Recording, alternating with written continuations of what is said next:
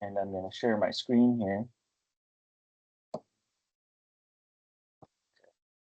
Can you all see my screen? Yep. Great. So the purpose of today's training is to kind of rewind and get back to some of the basics that we may have glossed over in the past, or like didn't really make sense at the time because you didn't have familiarity with Exerion. So I'm going to, sorry, that's my garage door closing.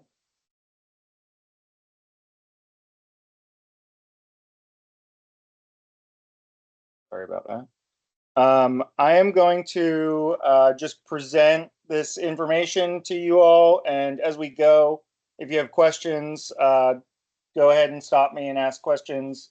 But the purpose of this is kind of to review some things that potentially are not fully understood or might have been missed in the past, and make sure that you guys have the full picture of what's going on kind of behind the scenes.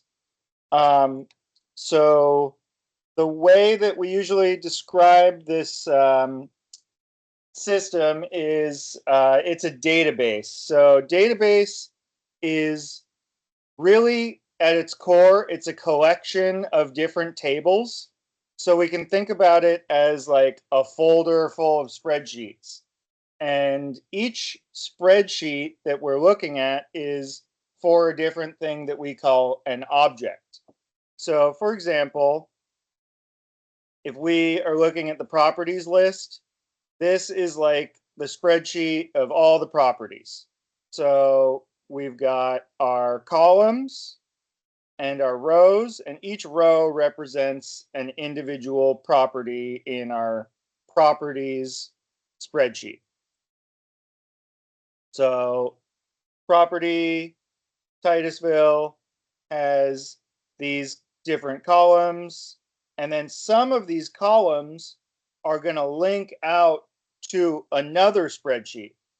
Hey, So hey, for Nico, can yeah, you make your screen a little larger? yeah.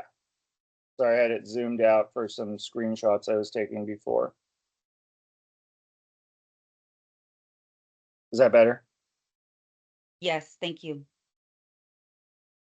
Okay, so we have other tables, like the table of people. So we can connect in one row of our spreadsheet or one column of our spreadsheet a person. So, like for example, this property manager is the store manager person, and this table is connected to this table in this column on the Titusville row of the property spreadsheet. Does that make sense to you guys? Like the properties are all in one table, and then one of the fields on the table can link to another spreadsheet, an item from another spreadsheet. Makes sense. Great. So we have a bunch of different objects, a bunch of different tables that we're working with, and the main ones that we're using for you guys are the properties. So we have the properties, and then inside of the property table, we have links to another table, which is the assets. So these are all assets. And then one of the fields on the asset is the property. So we can filter all of the assets and just show us the assets where the property is Titusville. Because if we go to all the assets, search, and search all the assets, we've got all of them. There's 555. But then one of the fields on the asset table is property, and all of these assets have Titusville as the property. So when we're on the Titusville property, we have a filter to say, okay, just show me the ones that are Titusville here. So we have this table of assets are linked. Each of these is linked to the Titusville table. That makes sense? Yes. So then another table that we have is called units. And so every property, well, I keep saying the property has this, but it's really, there is a list of units, and every unit has a property on it. And so when we go to the units, we're going to see all the units where the property is Titusville. So for example, floor 1, storage unit number 100. This has the property, it says Brooklyn. Oh, that looks bad. That's bad. I'll fix that. But yeah, so this floor 1, let's say Brooklyn. I remember that from before. Anyway, it should be the Titusville units. So then we have all the areas, we call them areas or units. And then also, in addition, there are all kinds of other things about this, like the unit size, the name of the unit, the reference, the description, the square footage, and so on.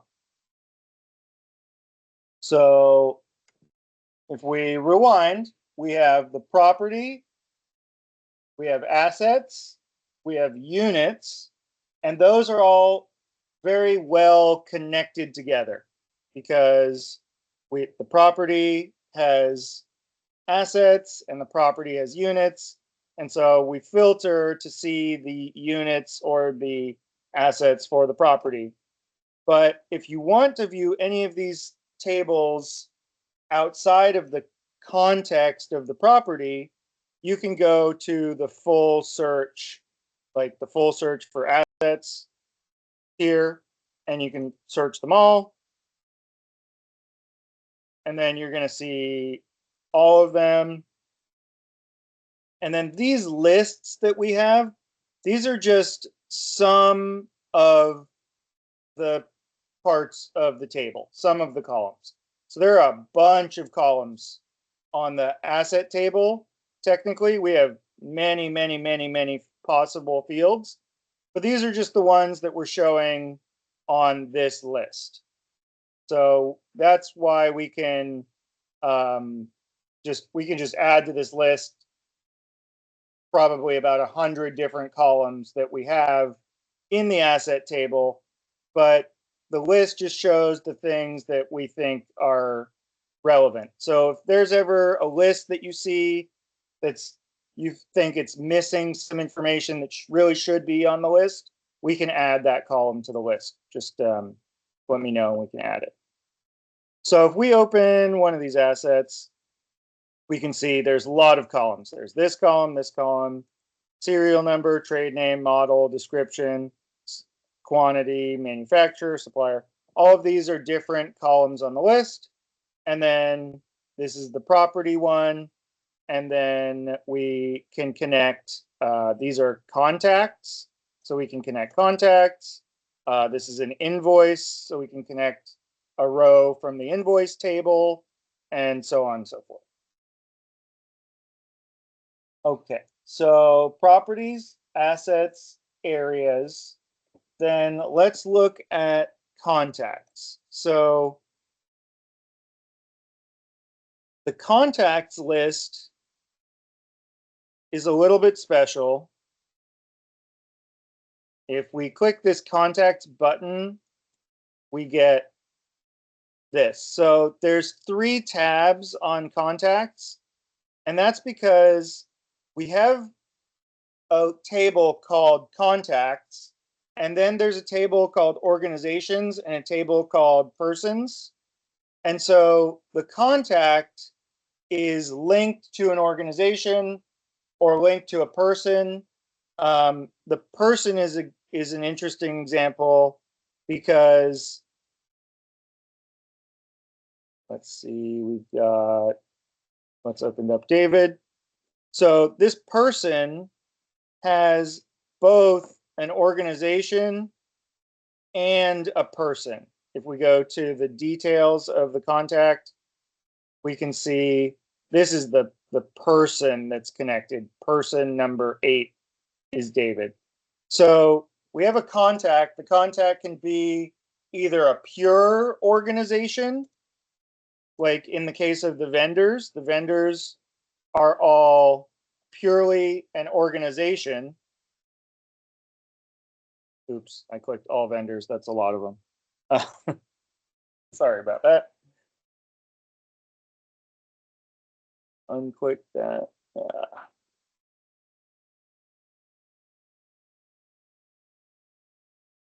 That's going to take a second to load. So the vendors, each vendor is an organization, but then that organization is linked to a contact. So when we fill in one of the contact fields, let's just open any of these. When we fill in any of the contact fields, like when we're filling in on the work order, the vendor field, we're getting this contact object, and that's what we're putting in to the vendor field on the work order table. But this is also an organization. There's also this object called organization that's in here. If we look at the details, we see this is the organization number. So with persons, it gets a little bit complicated because they have both a person and an organization. But you can usually just think about it as like the contact is a contact, and it's either an organization or a person. Then the people are often inside of an organization. So like if we go back to this contact, this organization, Secure Space Self-Storage, all of these people have that as their organization. But when we open any of these up, see it says contact con. When we open any of these, When would this be useful to us? When and why would this be useful to us looking in here? I want you to understand like how it's set up in the background, because when you are selecting, when you're searching for a person or searching for an organization, I want you to know why they're different. Oh, okay, copy. So Me- like, I so have a if we go all the way back to the contact search, you have organizations and persons, and why are vendors organizations, and then also Secure Space is an organization, and then inside of Secure Space is these people. Nico, I got a question regarding this. Yeah. Has there been any talks to add people from Insight, not just Secure Space? I think we might have some in here. No, you don't, because I've been looking. We don't. Nah. Yeah. Yeah, I mean, nobody's asked me about that, but we certainly can if we need to. We have like Kia and Omar and Chip. Yep, and that's it, I think. Yeah. If there's any need to add them, we certainly can. Yes. Thank you. So this is where you would add, like if we wanted to assign a work order, say to Kia. So Kia's already in there. Can we assign a work order to Kia? So Kia has this work orders set to no right now. So you couldn't assign a work order to him. And we're filtering out the contacts in the work order assignment by this. So if you wanted to assign a work order to Kia, this would have to be yes.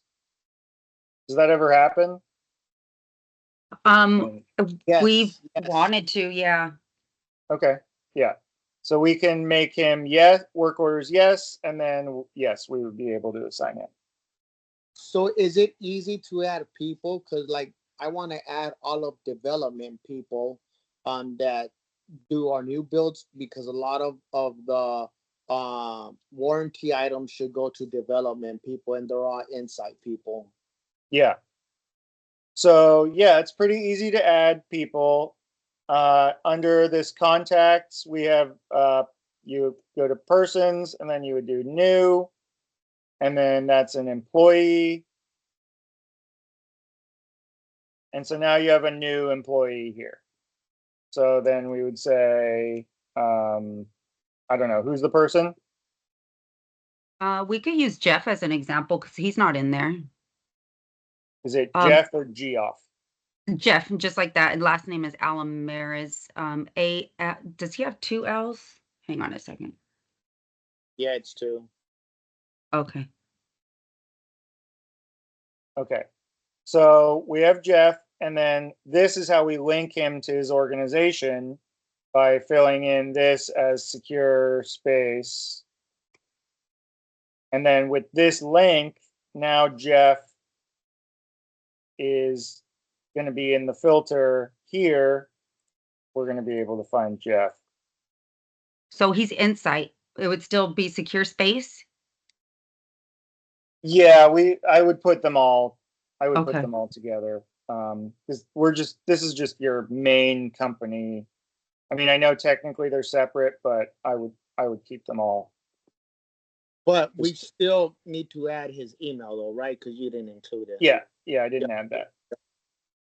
But just wanted to show you, like, this is the new contact. In the background, there's a person, this person object. But the contact is what gets added to all the stuff. So contact for Jeff. He's in the organization secure space. And yeah, what's his email? J. Is it this? Hang on, let me look for you.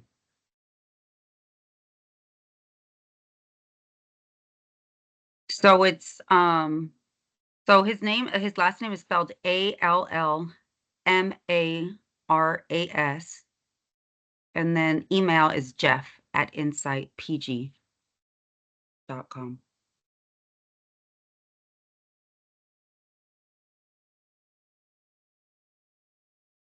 Okay.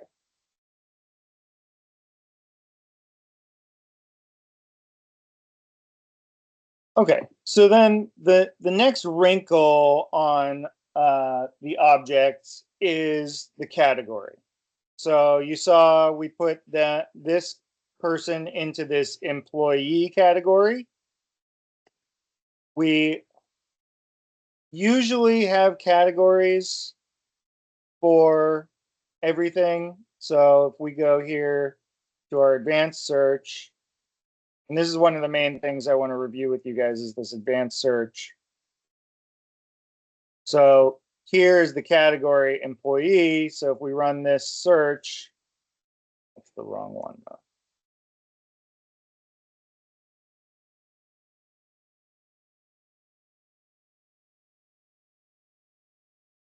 Oh, here we go. This is the problem.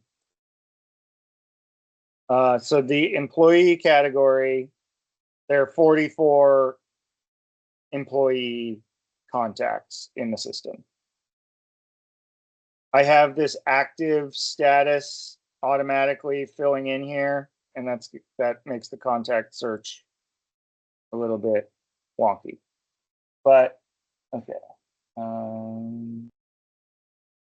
So that brings us into the advanced searches. So this is one of the main things I wanted to cover with you guys today is doing the filters. So if we start at home, properties is a good example. We can go to properties. And every time we're on one of these search pages with the search box at the top and we have the search, we can do an advanced search by using this drop down and clicking advanced search. And then this gives us a bunch of different of the columns on the table of property that we can search with. So like if we wanted to see everything that was constructed after a certain date, for example, we could put that in. Or if we wanted to see every property with a certain total area size, let's say over 100 square feet or something like that. When you leave these empty, the system ignores it. So if we just leave everything empty and we run a count, we're going to see there's 77 properties. But then we can start filtering down. So we could say if the name contains the letter S, right? So then we can do a count and we can see 36 of the properties, the name contains the letter S. Or if the city is Surprise, we have 1 property. So this is the advanced search. You can filter, and you maybe not filtering properties so much because they're just which property you're looking for. But when we're filtering for requests and bid packages and work orders, these advanced searches become really, really helpful for you. So let's go ahead and check that out. So let's just go to the requests list here. So, Nico, with this advanced search, one of the things that frustrates me is when I'm in the property, right, and I'm looking for a work order or a request or whatever. So if I'm in the property and I go to advanced search and type in the work order, it won't, it'll only pull it up if I identify that it's closed or open or under a request or under a bid. Why can't we search that one number under the property? Why won't it Yeah. show up? Okay.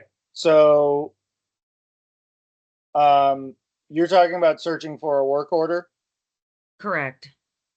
So when you say under property, you mean using the property in the search? Yes. Okay. So first of all, if we're on the property, if we know we're looking for something in this property, we can always go to the property, go to requests, and these are all the requests for that property, or work orders, and these are all the work orders for that property. So Right. So that's what So- I'm saying is if I go to the property and then I go to maintenance and if I put filter here and if I'm looking for a work order or a request or a bid or whatever's, you see how you have to go to request and then work order and then bid. How come it's not all pulling up in one if they all essentially have the same number? I thought that was the whole point of making it the same number the whole way through. yeah, so that was what I was worried about, making them the same number would be that you would confuse them as one thing. So they're not one thing. And that's something I was going to get to soon here. They are in different tables. So the request is one table, the bid package is one table, and the work order is one table. So they are separate. They're not the same. And that's the biggest takeaway that I want you guys to get out of today. But I was kind of building up to that. Who designed this thing? Just kidding. Okay. So requests. Requests are when somebody, usually the store, but it could be somebody else, wants to initiate some kind of work, some kind of issue. They are requesting that you help them with something. So the request can become a bid package and a work order, or it could not. It could just be a request that gets canceled. So the reason that it's separate, the request is a separate object, is because you could have multiple work orders that are linked back to the same request. So if we have a request, let's do an advanced search of requests, and we could say elevator.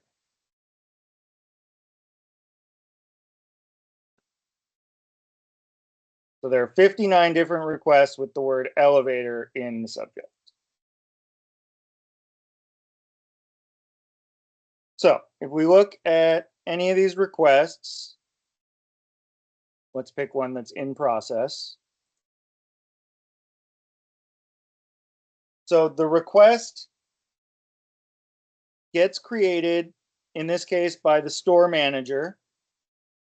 And then you guys will review it and decide if you need to make a bid package, or if you're going to directly make a work order, or if you're just not going to do this at all. You're just going to say, no thanks, this is not something we need a work order for. We're not even doing that. Does that make sense? Those three kind of options? You're in the work order now though, Nico, right? It's past the request point. So this request has a work order, but this is the request. But that one specifically came to me and I generated a work order from it. So it's already a work order then, right? Correct. So in our tables, we have a table of all the requests. So if we go back, these are the 59 requests that are elevator. And then the work order is another different, completely different table. So the request table has the date that it was made, its priority, its status, its subject, who requested it, what property it's for, and then over here it has which work order is it connected to. So this is the work order that was made from this request. So the request exists independently of the work order that's attached to it. So this is the request, and this is the work order. Why doesn't it just convert into a work order and get rid of request? Because the requests can contain multiple work orders, multiple separate work orders. So normally they just have one. So hang But on. So there right could there. be So you many. hang on. So you're in the request right now, right? So if, for example, we wanted to create another work order for this one, where would we see that on here to create a new work order? So normally you would use the duplicate. Remember, we made the duplicate from the work order. So you So have we to have- go into an existing work order to create another work order?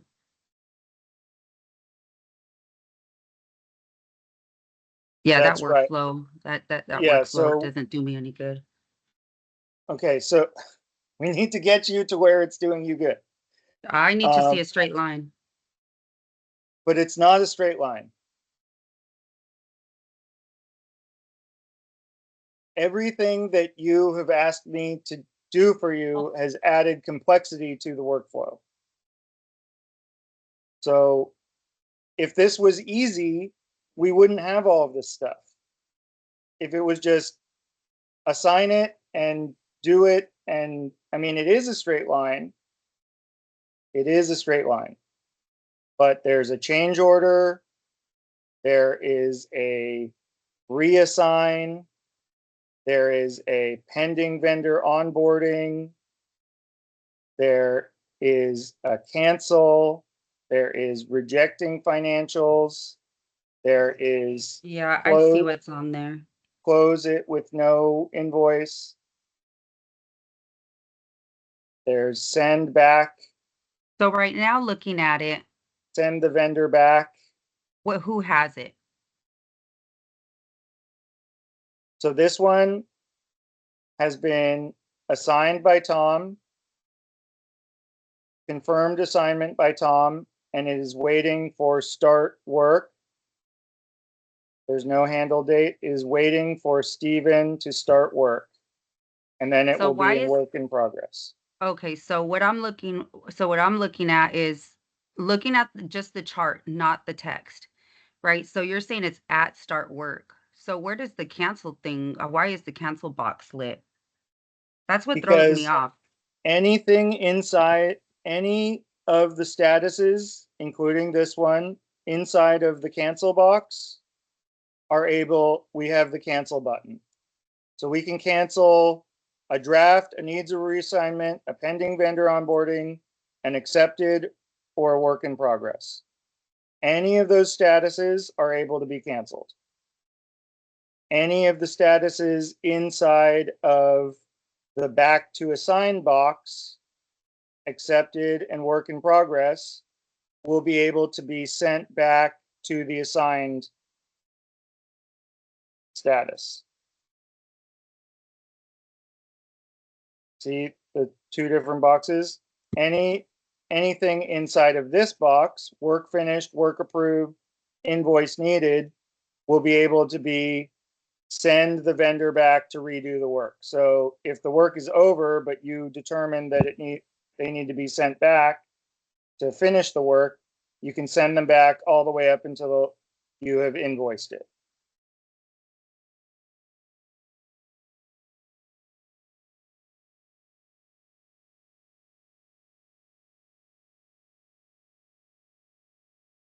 Okay. So we're jumping ahead.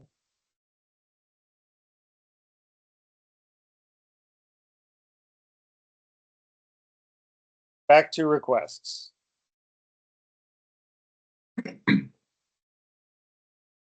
So we create a request. The request exists as its own separate object. And then from the request, you can create a bid package or work order.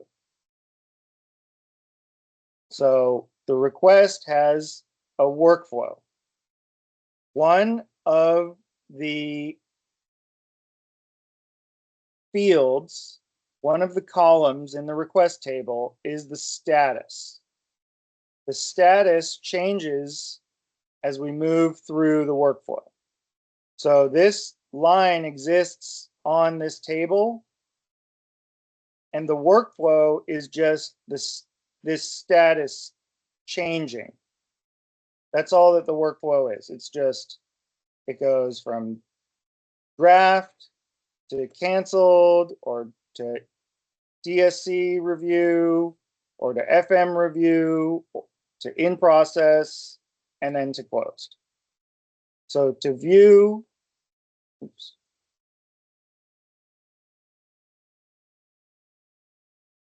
To view that, we can look at the workflow. So the request, every request, when it gets created, it starts as a draft. So the circles on the workflow are the status. The draft, the DSC review, the FM review, in process, and closed. Then you also have canceled. These are the pretty much all of the steps of this workflow. I'm going to show it bigger. Yeah. So this is the entire request workflow. It's always going to start out when you make a new request, the status will be draft. The tasks are the boxes, and these are assigned to different people depending on which task it is. So the submit task is assigned to the creator of the request. Whoever creates the request should submit it, and then it would go to the DSC review. That's the normal, what we expect. A store creates the request, they click submit, and then it'll go to the DSC for review. And then the next task is for the DM or the DSC to review this, and they can do two things. They can create the work order, or they can send it to FM review. Or actually three things. They can cancel it too. So if they decide to cancel it, it'll go to canceled. If they decide to create a work order for it, it's going to go to in process. And if they decide to send it to the FM, it's going to go to FM review. So all that's changing is the status field is just changing from draft to DSC to FM review to in process to closed. When it's in one of these statuses, the next task takes place. So that's why you see here, this one is in process. And so it has two possible tasks, to close or to cancel. The close is automatic when the work order closes. So you don't see a close button. So you just have the cancel button if you need to cancel it from in process.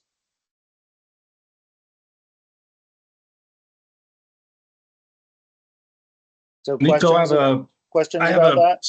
Yeah, I got a specific one. When you're are you in a work order? It looks like you're in the work order now, right? This is a request. Still, okay, I'll wait until you get to the work order. Okay.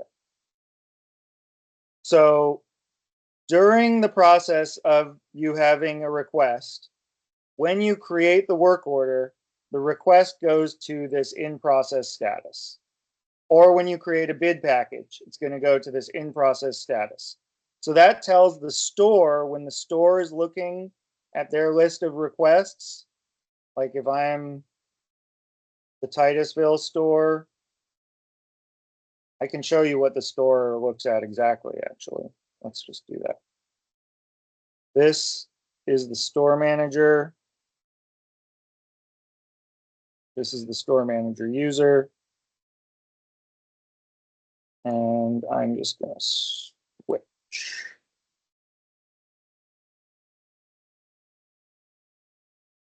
So this is what the store sees. They have 3 requests that are in draft. They have 3 requests that are in process. And they have 2 requests that are in DSC DM review. So they should be able to just look at their list and see what's going on with these. So can they view the work orders? They can, yes. Oh, okay. They can open this in process one up, and then they can see the work order for it. But Okay, I wonder if they've been taught that there is that other work order button in there that they can click on. yeah, well, it's potentially over their head. Yeah, We right, all because we, they can't make any notes or anything to it anyway, right? well, they can make notes on the request, which will show up on the work order. Right, So, right, like, okay. So that's why we just have them interacting with the request mostly, but they could come in here and click new note. And that's why you see notes on the work order from the request, because they're coming in, they want to know what's going on with this request, and then when you make notes on the work order, they can see it in this notes section on the request. So we're trying to keep them kind of insulated from the whole work order process. And they basically can just see, like, this is in process and, I'm waiting for this to get done. Yeah, okay. It keeps it more simplified for them. They can make a Yeah, request I and then they agree. can see what's going on with their, it's either under review or in process. In this case, it looks like these are the ones from Yardi that have not been initiated yet. Okay, so that's what they see. So let me go back. Yeah, thanks for showing that one because I get a lot of calls from the stores and I'm like, I don't know what you guys are looking at. So that little tip was good to know.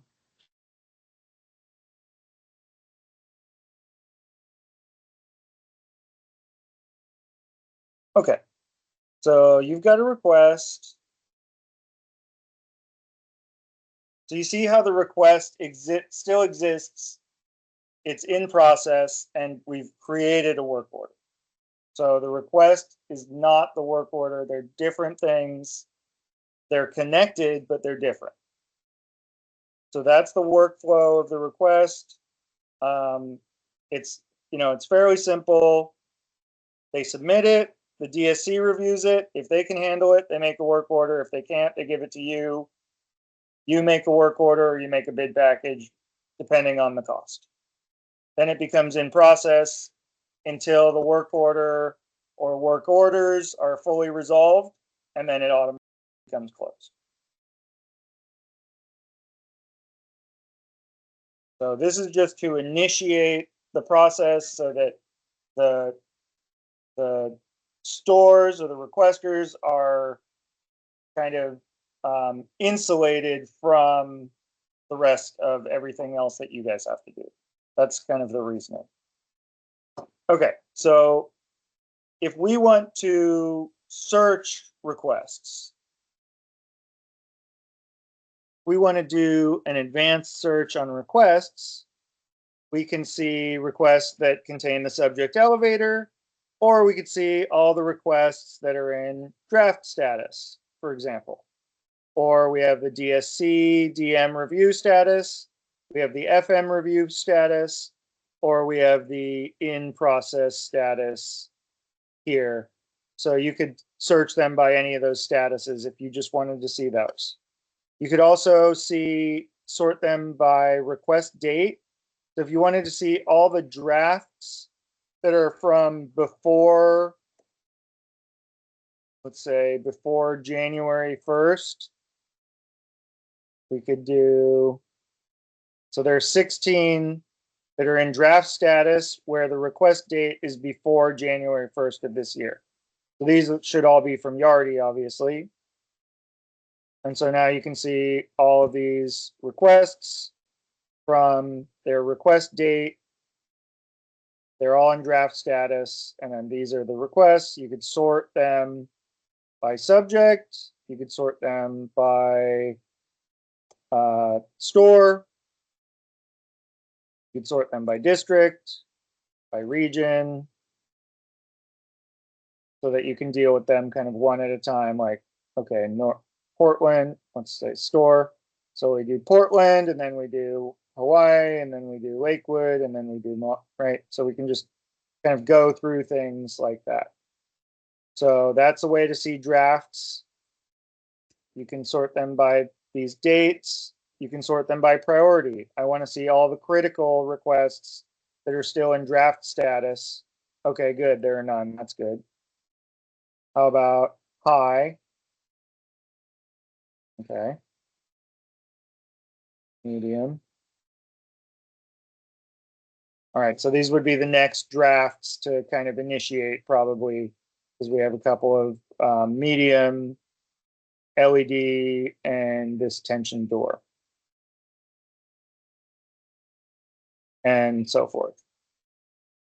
You can also look by the requester. If you know you made a request, you could set yourself. You can look by the problem type. So if you want to just look at, door, electrical repair and maintenance, and say that are in process, there's 19 of those. You can sort by region. This one is closed date. So if they are closed, then close date is not empty. So that's not going to be that status. So we can find all the closed ones. So this is canceled or closed. And so we can see there are 217 requests that are either canceled or closed. And if we want to say closed, particularly, then 80 of them are closed. So that the other ones are canceled. You can also swap this. So this is equals closed, but this could be not equals closed. So this should give us all those canceled ones. So 137 are not closed, but have a closed date. And 80 are closed, obviously with a closed date.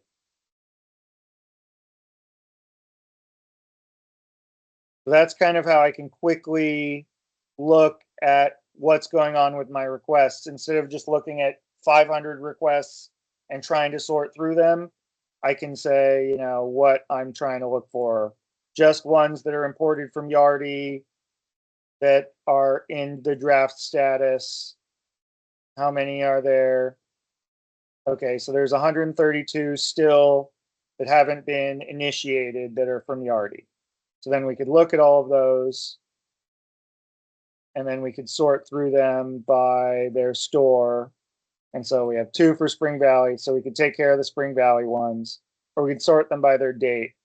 And we can say, okay, the earliest one is from 10/4/23. So maybe we don't need this anymore. We can call the store up. And if we don't need it anymore, we can probably open this up and cancel it. Or if it got completed, we can close it with work order.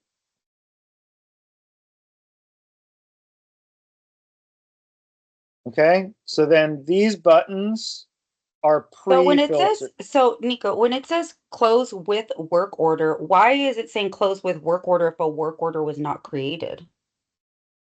So that button, you guys asked me, you wanted to be able to say, we know that this got completed and we know that somebody did this work, but we already paid it.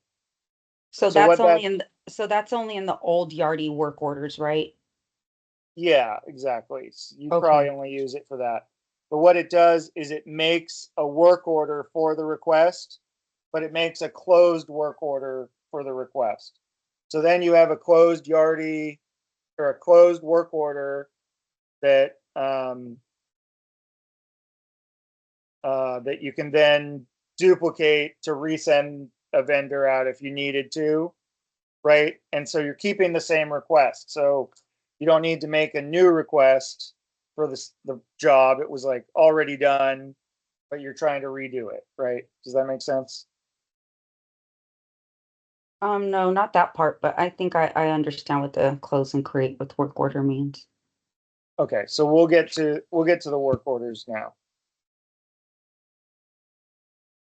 So work orders. So work orders are, you know, they're more complicated workflows than the request, but it is still fairly straightforward of a process. And then Nico, so if we close out the request, will it close out the work order too? Or we can't close out the request until we close out the work order if there's one attached? Yeah, so if you have a work order and you need to cancel it for whatever reason, like we decided we're not actually going to do this work, but we already made the work order, the cancel on the work order also cancels the request. Okay, copy. Thank you. Okay, so work order has its advanced search. So we have 2 different categories, the work orders and then the Yardi historical work orders. So you can sort by category already. We've got the reference, the Yardi work order number, the subject. We have the statuses. We have different statuses for work orders than we do requests. The creator, requester, assigner, vendor, executor, You can search by not to exceed number, so you can say like if it's over a certain amount, or same thing with total, like you could say all the over or under a certain amount of total cost. So if you wanted to see all the work orders where the cost was over $1,000, you would do total over 1,000, and then you could run. There are 19 work orders with totals over 1,000. Or we could do the same thing for NTE of over 1,000, because they might not have totals yet. So there are actually 94 of them. So what that tells me is between that 19 and 94 are all the things that are kind of in process that haven't been invoiced out yet. Nico, can you do me a favor? Can you just for kicks, can you pull that report? Yeah, NTE over 1,000. Yeah. Yeah.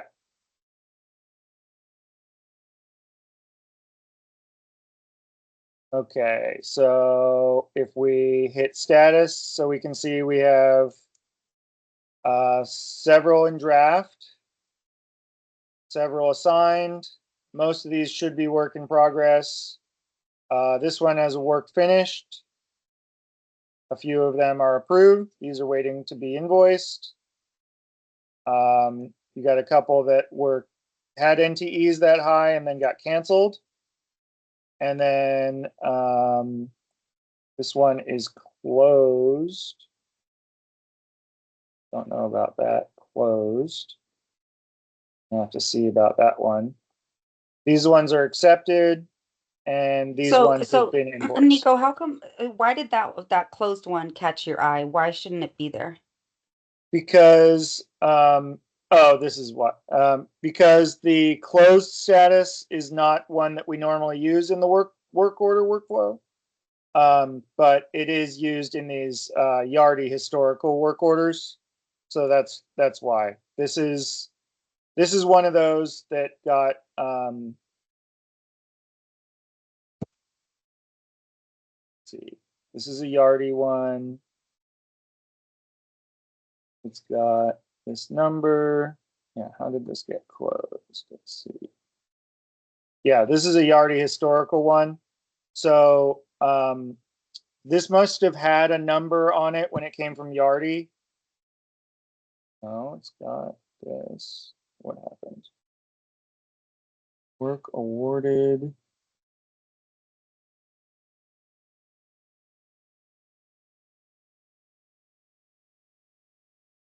But what I do know about that specific work order, that it was done by Cosmo, not the vendor. Yeah, there's no vendor here.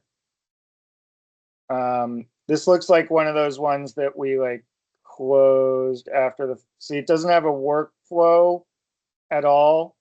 This is one of the Yardi historical ones.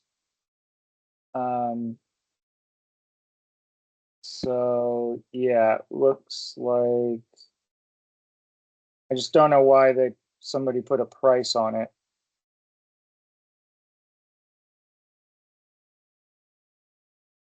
Yeah, that one's funky. I'll come back to that. But I don't want to get off topic. The goal is not to find the problems. The goal is to get you guys working well. So okay, so yes, so you see all of these ones have NTE over 1,000, and they're at various levels in the flow. Okay. So you can do all these different searches. This one is, if it's a PM, it'll have this schedule. So if you make this one not empty, then it'll show you all the PMs. This is the problem type. And then we have these two new fields about the bid in hand and the NTE exceeded, but I don't want to get into that right now because I don't want to complicate things. I want to stay on track here. So let's do let's do a property. We'll do titles. Property, and we can see all the work orders for Titusville. And then let's find one that is close. Okay, here's one.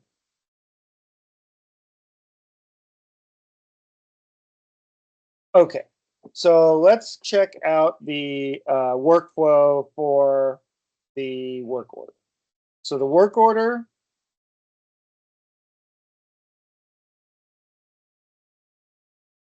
when you create the work order from the request, it's always going to start as a draft. And the first step is to assign, and that assign step is going to be for the assigner person who, when you create the work order, is automatically going to be the creator. So you create the work order, you're the assigner. If one of the DSCs makes the work order, they'll be the assigner. And their job is to assign this. So there are a couple ways this can go. It can either go to pending vendor onboarding, where you're waiting for your vendor to be onboarded before you can assign them. So you probably make a note of which vendor you want on there, and then you're just waiting for them to come into the system before you can assign this. Once you choose a vendor and you click the assign button, that's going to send the email to the vendor telling them that they have work assigned to them. So then this is going to be in this status called assigned. So when it's in the assigned status, we are waiting to hear back from the vendor that they are going to do the work. So we want to leave this in this assigned status until the vendor tells us, yes, I'm going to do the work, or no, I'm not going to do the work. So if they say, yes, I'm going to do the work, then you can go ahead and confirm the assignment, and then it will be in accepted, meaning the vendor has accepted this job. If they're not going to do the work, then you can reassign it. So you can send it back to needs. You can click reassign. And when you click reassign, what's going to happen is the status will change to needs reassignment. And then there's going to be a note down here that says whoever the vendor was that didn't accept the work, that will become blank. So let's say it was Coleman Heating and Air. That will become blank again. And then there will be a note that says Coleman Heating and Air chose not to do the work. So you'll have a note there that you can see that tells, because you don't want to reassign it again to the same vendor, obviously. So you want to, if you're in needs reassignment, you want to check the notes for the last vendor that was assigned and assign a different vendor, not that vendor. There's your reassign button. And so you have the reassign button all the way through. So you have it on accepted, and you have it even if there's work in progress. So even if the vendor says they started work, if they show up and they're like, I don't have the right tools to do this, or whatever, you still can reassign them. Obviously, if they're going to invoice you, then you wouldn't reassign them. You would go through and do the invoice, and you'd make a new work order for the different vendor. But those are the reassign steps. So we're at accepted. The vendor has accepted the job. And then the next job is to start the work. So that means the store tells you the vendor, they started the work. Hooray. Or, they showed up and started the work. Only then should you click start work. And then this will be work in progress. Hey, Nico, So, yes. Real quick, I'm sorry. Does the store have the ability to log into the work order and start work? They do not, no. Okay. Does the DSC? The DSC can do it, yes. Okay, thanks. Okay, so so if you follow all of those, you will always know what's going on with the work order. It's been assigned, it's been accepted by the vendor, or the work has actually started. And so those are all the steps up until we receive the invoice. And when we receive the invoice and enter it and put in the amount and it's under the NTE and all of this stuff is good, then we can end work. If it's not under the NTE and they charged you, they told you in the estimate it'd be $1,000 and they're charging you 1,200, you're going to need to go ahead and do a change order to approve the NTE going up to 1,200, and you need some reason. And then, David or Tom or Jeanette or Randy would need to maybe talk to the vendor and say, why, no, we're not paying you more than you said you, or whatever the case may be. So at that point, you end the work. So are we good up until then, understanding these steps and why they're different? Yes, I'm clear on that. Thank you. Okay, because I've noticed a lot of confirming the assignment and then, needing to send it, like reassign it afterward. So we really want to leave it in assigned and not confirm until we hear back from them. That's kind of the main thing I've seen that I would kind of change. Yeah, and you know what, Nico? I'm guilty of that because I've been clicking confirm assignment, um, thinking that it was, yeah, I know that's the vendor that's going to do it, but they Yeah. hadn't. So yeah, that cleared So- that up for me. So that's why we added this back to assign button. So we have this button, if it's in the accepted status or the work in progress status, but it really should be in the assigned status, then you can click this back to assign button and send it back. So that's this button up here. So if it's accepted, but this is wrong, it's not actually accepted, Coleman did not tell us they're coming, then you can click this back to assigned and everything will stay the same. It'll just go back to that assigned status instead of the accepted status. So we have that as like a pressure relief valve if you make that mistake. But that's not on the old Yardi work orders, right? Because that doesn't have a workflow. That's on all of the work orders that have a workflow. The only work orders that don't have a workflow are the ones that we imported from Yardi that are already done. Right? They were closed when we imported them. Okay. Or if you, on the request, you say close with work order, it makes one of those. So it skips this whole thing and just makes a Yardi historical work order because you're just saying that was imported. We made a request for it from Yardi, but it actually has been completed and we don't need to invoice it. We want to make it a Yardi historical work order. Okay.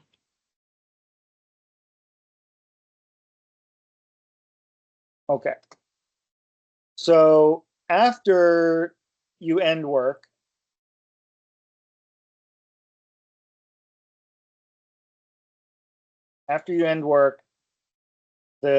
this goes into work finished. The DM is going to review it and they're going to make sure the amounts are correct. Then it'll be approved. And then Jeanette, that's when you get it to create the invoice and invoice it. And That part right there, Nico. I just wanted to show that to David, that part right there, because right now I'm going in and putting in the invoice, you know how we're getting them sent to that FM email. So Mhm. I'm putting in the invoice and then I'm sending it back to the DSC to close out and confirm, and then it comes back to me. Because that's what the DSC is supposed to be doing, correct? Yeah, well, you can override that. So if something's work in progress, right? Let's find one that's work in progress.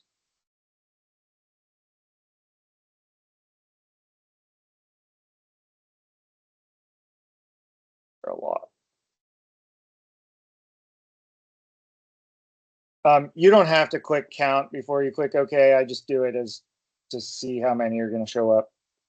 Okay, so any of these that are work in progress, roof repair. Okay.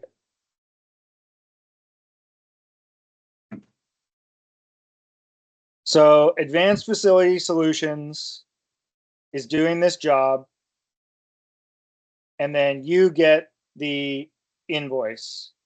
Nobody set the NTE for this. You get the invoice. You upload the invoice here. You put in 1 times, what is it, $1,200, whatever the invoice is. Okay, so that part, I thought that's what the DSC was supposed to be verifying.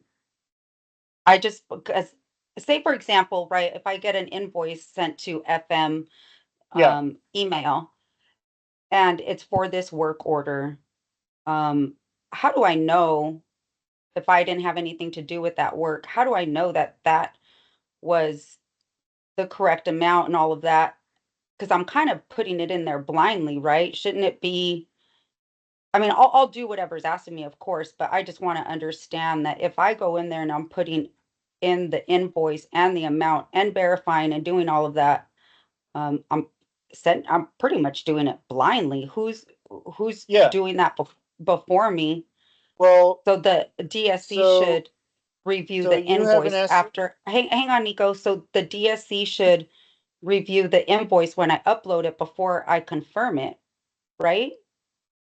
well, that's, you have here an estimate that you uploaded. So you should be able to see this proposal. So this should be for $5,100. So your invoice should be for $5,100. Right. Well, I could always look at the estimate or the proposal if there's one. Yeah. Um, So if there is one, it should be there, and this NTE should be set. So that brings us to these two new fields. So if there was a proposal here for that amount, and I'm just going to fix this one because obviously there's a proposal. so do we have that feature to go in there and fix it? No, Or what you'd would I need, do if at it this was, point, you would need to do a change order.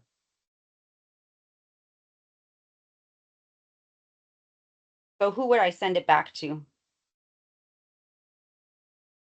To do a change order, you enter the amount and the reason. So you'd No, say, who would I send this? Because aren't we sending it back to the person who should be doing the change, who should have done it all this way?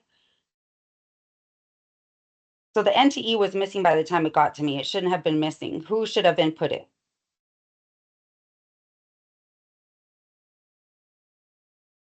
And is that what we're doing? Are we sending them back or are we just saying, okay, we're fixing all of their mistakes?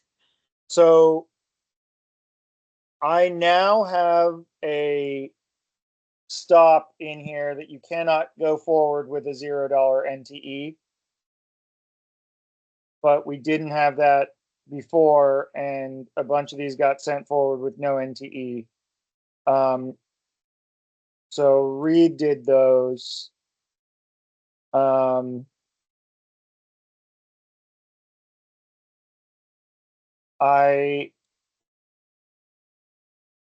I would be hesitant to just give you like free range to set the NTEs.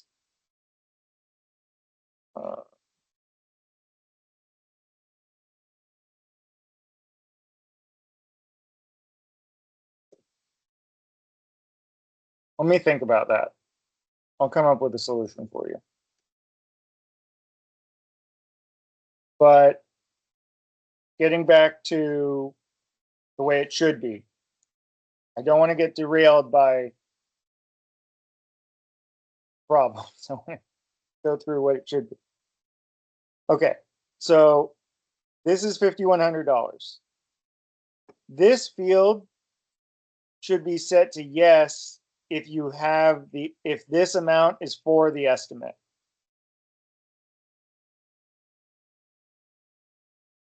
So if you have an estimate and it's $5,100, then when you put in the NTE, you should set this to yes. Right now, they're all set to yes. What this does is when you try to end work, if this is yes, then we're going to check that this and this agree. And the reason why we need to do that is because this is the estimate amount. And if your invoice comes in for, $5,300,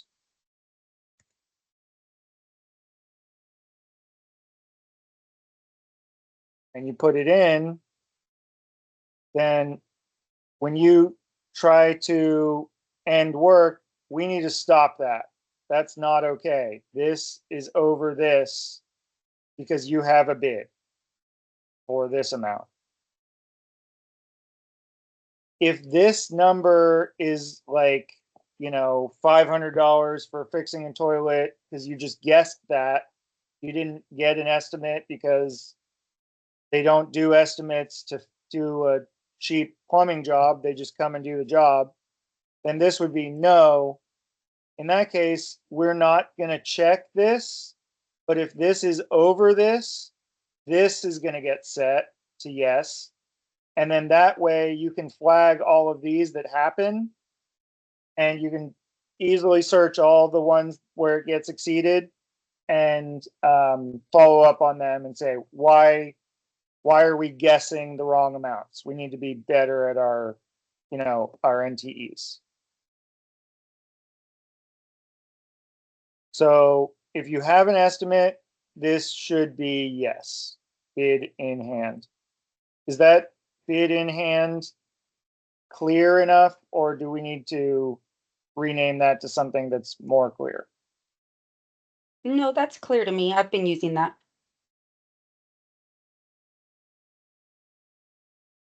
Okay. So I just did a write-up of a few of the changes we've done recently, this being one of them, the reassign and what the reassign does, and then one other thing, I can't remember what it is right now. And we need you guys and all the DSCs and DMs to understand that stuff. So I just wrote it all up. I'm going to be sending that out soon, but I wanted to review it with you all first. But yes, that is that is how it is. So let me come up with a solution for the $0 NTEs. And then, Nico, for all of these instructions and everything that you send out randomly and as they come about, do you have a master manual that has a table of contents that we could flip through, something that is easier to find? Yeah. Instead of search. Okay. Yeah. So Where's that? I'm working on that for, I've made most of it already, and I am working on the final steps of that. So that's going to be coming to you probably early next week. And that's going to have, step by step of how everything is done. And a table of contents, because I know I ask questions and I get response with, I sent that to you, it's in this video, but there's just so much that we get, and searching through it is very time consuming. Sure. So yeah, if we had something that I could just flip to right away, that's gonna be super helpful and it'll make me stop bugging you, I think. Yeah, that's the goal. So I'm working on that. Okay. So, Jeanette, since the invoicing stuff is kind of, separate, we can maybe, save that for another time. I just wanted to, touch on the notes. So this one's a perfect example. Notes. The notes are like we saw. The store can make a note from the request, and it'll show up here. It'll say request, and the author would be the store, and then you have your note. Now we have the ability for you to add the estimate onto the note, which is really great because the vendors will never be able to see the notes. So you can talk about, who you prefer or what, any of that stuff, and they're never going to see those notes. So we have this field for the vendor to make notes when the vendors are ultimately logging in and editing things. They'll be able to make notes in here, and then anything that you want them to see, usually you'd want to put that in this description. Okay. So I'm gonna wrap it up because I don't want to like throw too much at you guys at once. Just gonna kind of reiterate what we covered today. That we have a bunch of objects. The objects are all tables.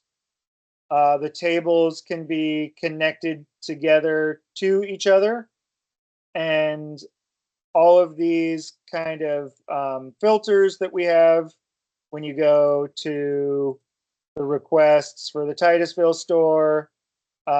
This is filtering by that table being connected of the request, property being this particular context store. The requests is a separate table from the bid packages and the work orders. And the reasoning behind that being that you could have multiple work orders on a single request. Also that the stores interact with the requests and they don't interact with the work orders. So that's kind of their realm, is making requests, and then you guys take it from there. And then that the request and bid package and work order objects all have workflows where the status field of the object is the place in the workflow. So this one is draft. And that those places are all the circles. And then the squares are all the tasks. Then we have these cancel boxes, we call them. So like this one's an auto cancel. If this sits in draft for too long, this is going to trigger and it's automatically going to cancel this. We also sometimes you'll have two active boxes for the same status. And this is the one that's the creator. This would be the store submitting it.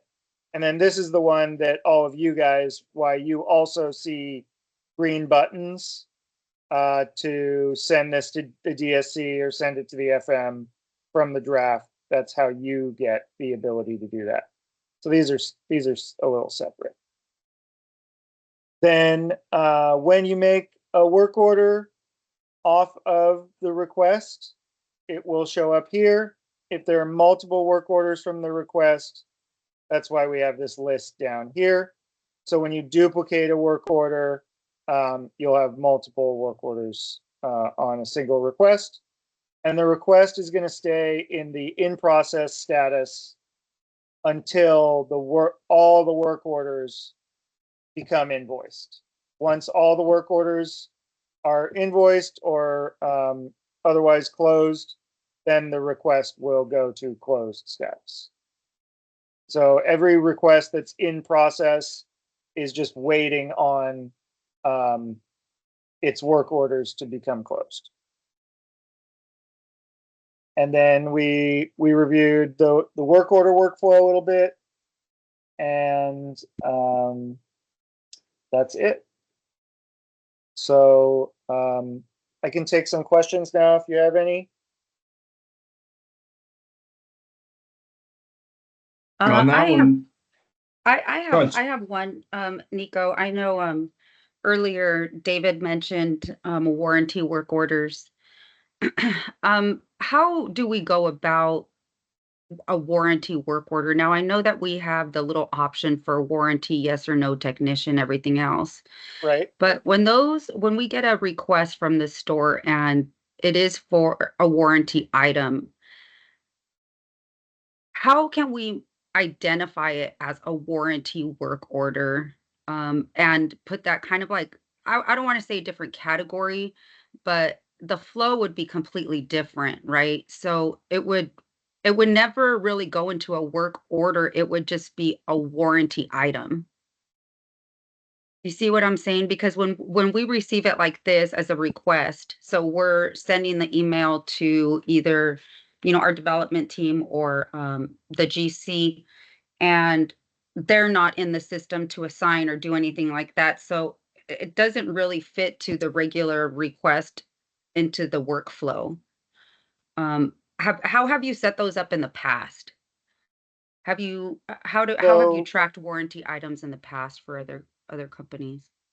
yeah, I mean, my understanding of what we were doing would be that, the vendor would be your GC, and you would track the progress of it just like one of these other ones, except when it comes time to pay for it, it's gonna go, you don't need to invoice it. See, what we have right now is the work becomes finished. You can end work without an invoice. You won't need an invoice if that warranty field says yes. You can just end work. And then once you review the work and you approve it, it's going to go to this no warranty, no invoice status instead of going through the invoicing process at the end. But I would assume that you'd still want to track that.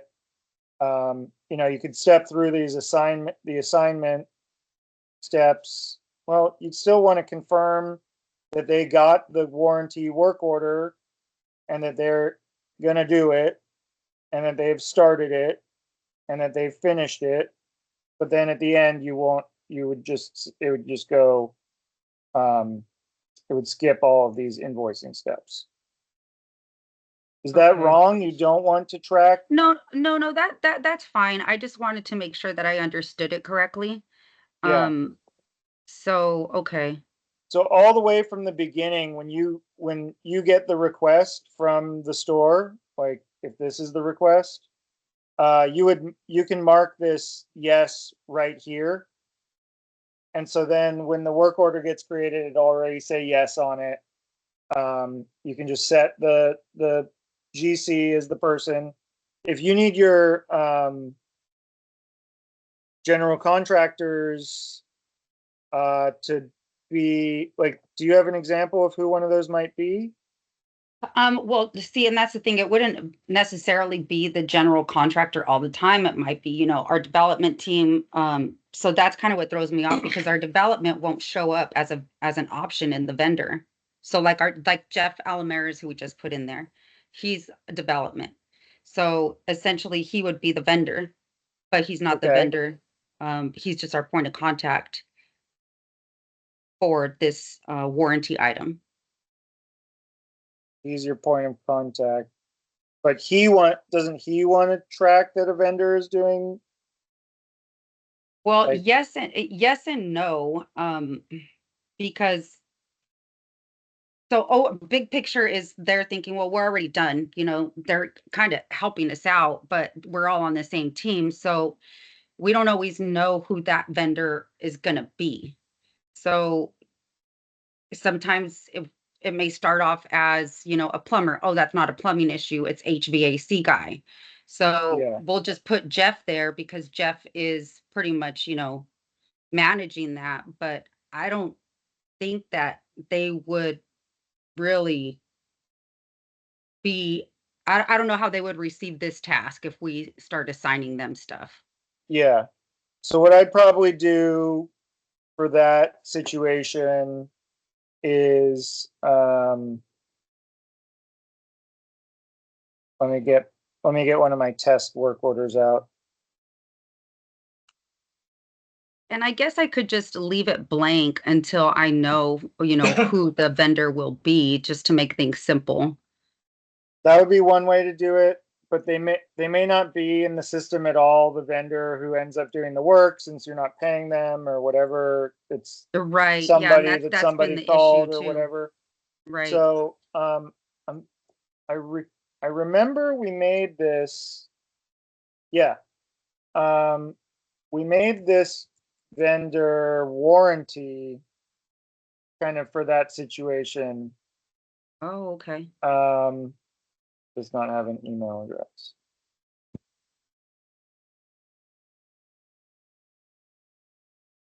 But I don't know who the email for warranty should be, but maybe Okay, we'll so just we do could just go in FM. there and select, and we could change it manually. So for here, it would be Jeff, so we could send it to Jeff, or I could put Jeff's email in right there. I would do that in the email itself that gets generated.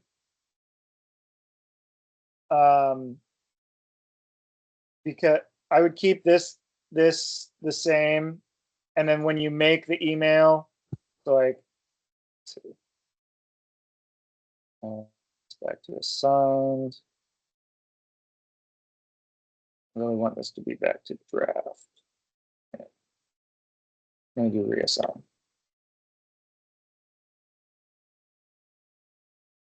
Okay, so this is, I did needs reassignment, so the vendor became blank. It says warranty was the vendor before that. There's an example of that happening. Yeah, so if I did vendor warranty, then I'd probably, I'd probably make this myself so that I would be the one tracking this.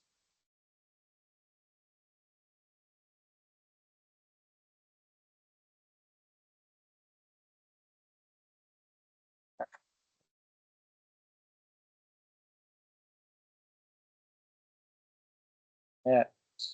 No, it doesn't. Okay.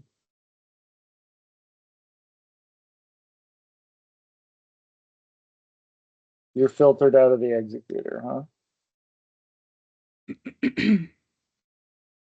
I would probably make this myself. I'll make sure you can be in there.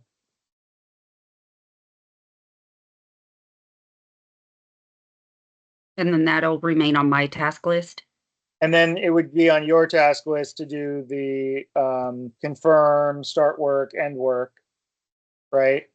Yeah. And the vendor here would just be warranty. And then when you do the assign email,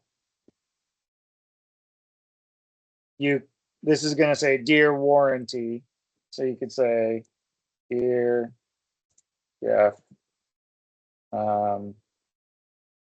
made a warranty work order. Who is Jeff, Jeanette? He is with development. I guess he's the project manager. He's Sure. the Peter on the West Coast, one of them. Okay, gotcha. Yeah, so then you can have Jeff. It looks like we had another Jeff. Okay, then, yeah, so then we get rid of warranty here. We could actually probably get rid of a few people that don't need this.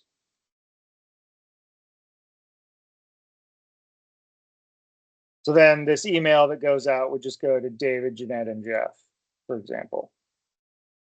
So then you say, and you can edit it however you want. But now it's 03912 with all the information going out to Jeff.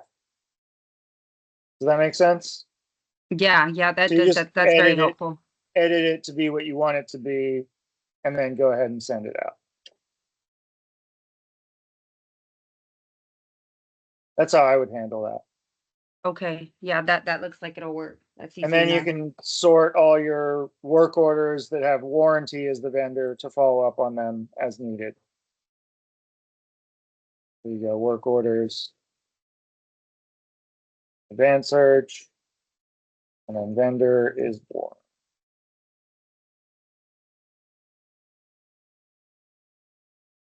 And there's our work order. Okay, perfect.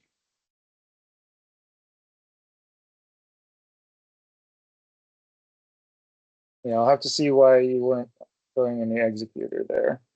I think it's probably something simple.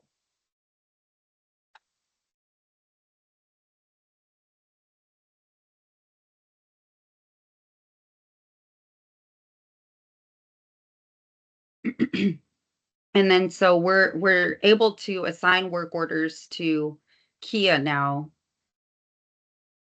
right? Yeah. Let's see. There we go. Okay, that worked. Kia. Yeah, so Kia is not a vendor. This becomes tricky. Why would you want to assign him a work order? Because we have a couple work orders for some CapEx items, and he's working on them. So what we Okay. can do is we could just treat him like a Jonathan. Okay. So we could just do the no invoice warranty internal. We could just make that yes. Okay, then I need to make Kia a vendor, basically. If you make him a vendor, will he still be able to create a work order?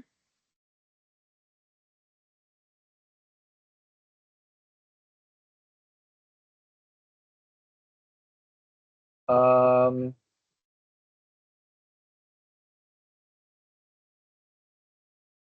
yeah, I just need to make, let's see. How would we do that?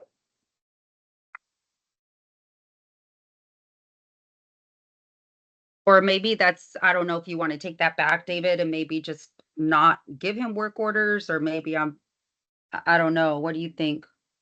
No, we need to make him like an assigner as well, and let him run with the specific work orders, because he also does solar. He does a lot of energy efficient initiatives, that type of stuff. So basically, he needs to be an assigner executor as well. Do you want to make it like a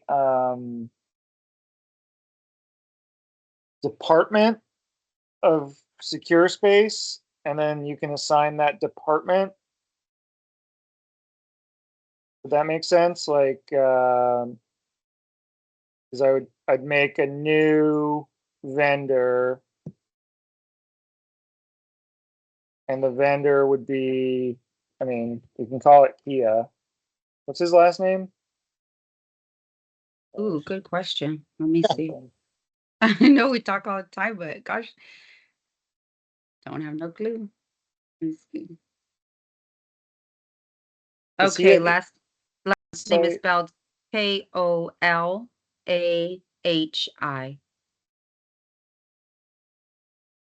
You have his email?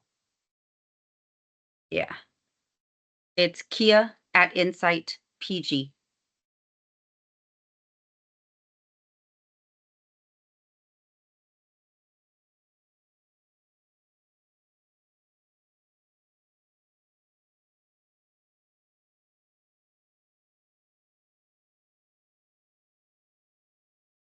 Okay, so maybe. Yeah, we make him a vendor, but this is a little, let's see. Can do it. Yeah. Yes. Wow, you guys got your system worldwide?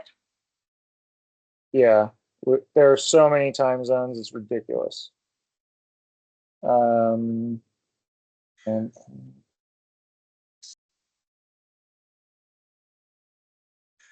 he needs his user profile, which I think is regional.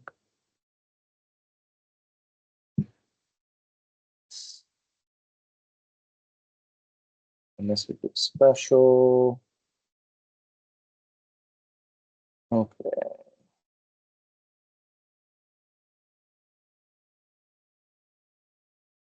Yeah.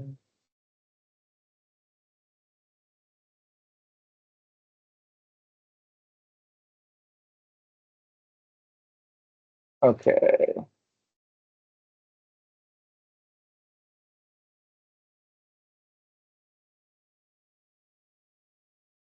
Yeah, I'll have to do a couple more things to set this up because he's like, you're crossing him over as being a vendor and a person, so.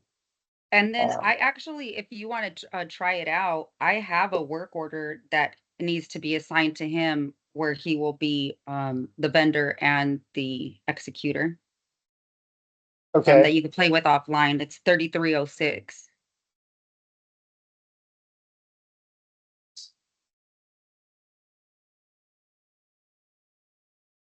it's just a request right now.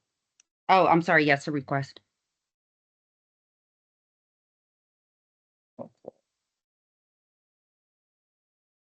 Okay, so this one's gonna go through and it's gonna be for Kia to handle. Yes. Is he, is he not gonna hire somebody to do this work? He's going to manage the project. So this work order would go to him. Okay, so he doesn't have to be the vendor, he would be the executor. Correct. Like you would make him the assigner and the executor. Yeah, okay, that makes more sense. Yeah, then we don't need him to be a vendor. Okay, let me try that. Yeah.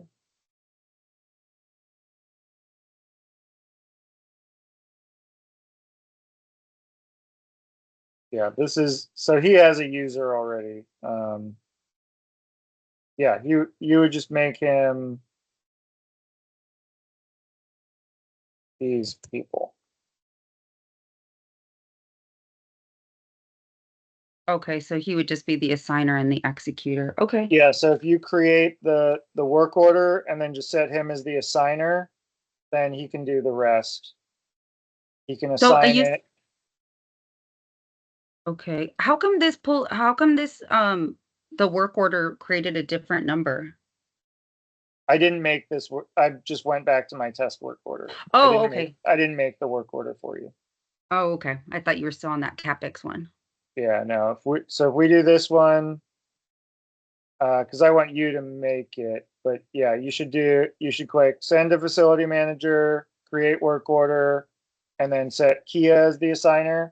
And then you probably want to like call them up and tell them, we set you as the assigner on this, open it up, make a thing, assign it to a vendor, and he'll need to set himself as the executor once he sets the vendor. That's the only thing he's going to need to do special, Okay. because I don't have any way to like automate that. Okay.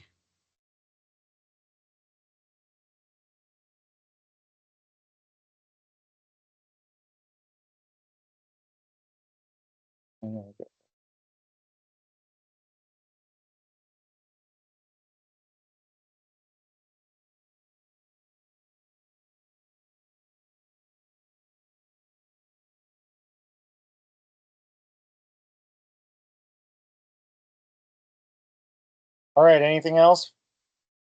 Before I let you guys go? Yeah, send us some lunch, some food, because it's lunchtime. I wish I could do that. Actually, it's almost dinner time for Tom. Thanks, Nico. I'm good. All right, you guys. Take Nico, if care. this is too complicated to do it another time, maybe. I'd like to know, recurring PMs. If that's Okay. like the subject of a different call, that's fine, but just put it Yeah. on the list. Yeah, I have that on my list to review with you guys. We'll Okay. do that one. Yep. Okay. Thank you, sir. All right, Thank you, have a great guys. day. Bye-bye. Thank you.